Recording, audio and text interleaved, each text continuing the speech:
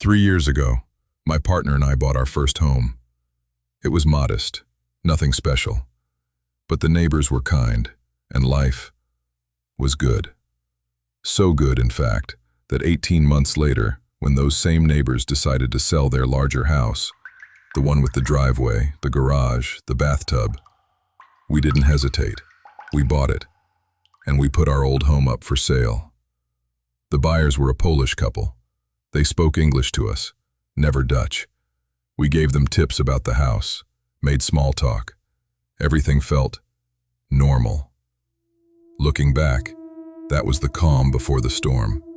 Even before the incidents, there were signs.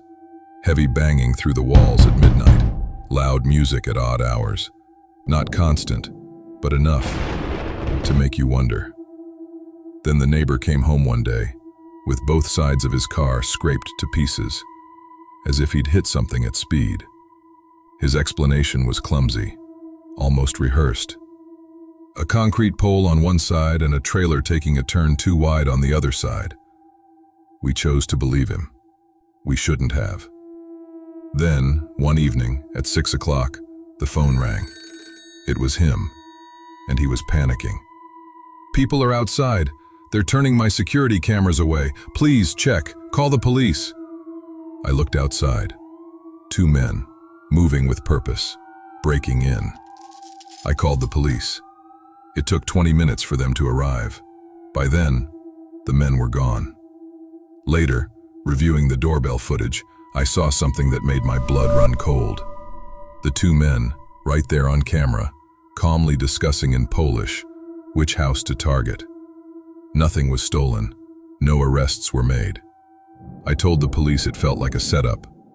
They didn't respond. 1 week later, I was at a housewarming party.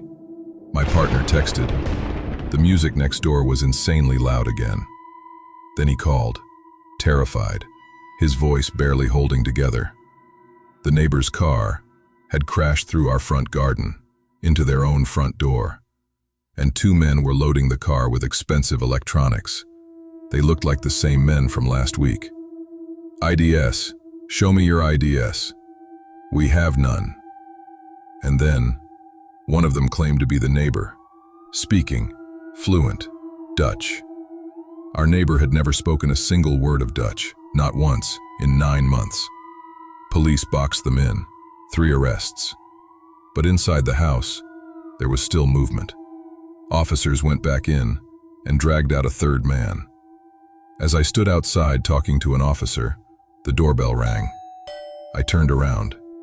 It was him, our neighbor. But I barely recognized him. His face was swollen, bloodied, one eye completely shut. His arm hung limp, what looked like defensive stab wounds on his hands. He refused to file a report, refused to cooperate. The officer couldn't force him, so he was sent home. He came back, trembling, barely able to stand. "I cheated on my wife.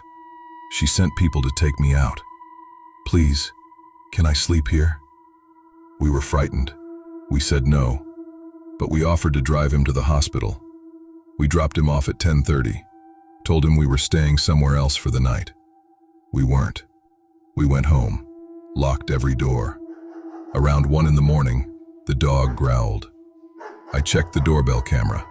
He was back, ringing repeatedly, desperate. Then, headlights swept across the street. A car was turning in. He saw it, panicked, pressed himself behind our cars, hiding. The wife stepped out. She spotted him immediately. They spoke urgently, quietly. Then, they drove away together. They were gone for 3 days. Eventually, the wife came back, alone. She stood at our door, hollow-eyed, and said 4 words. "I don't think I'll ever see him again." Whatever the real story is, drugs, debt, or a marriage gone lethal, I've realized one thing. I don't want to know.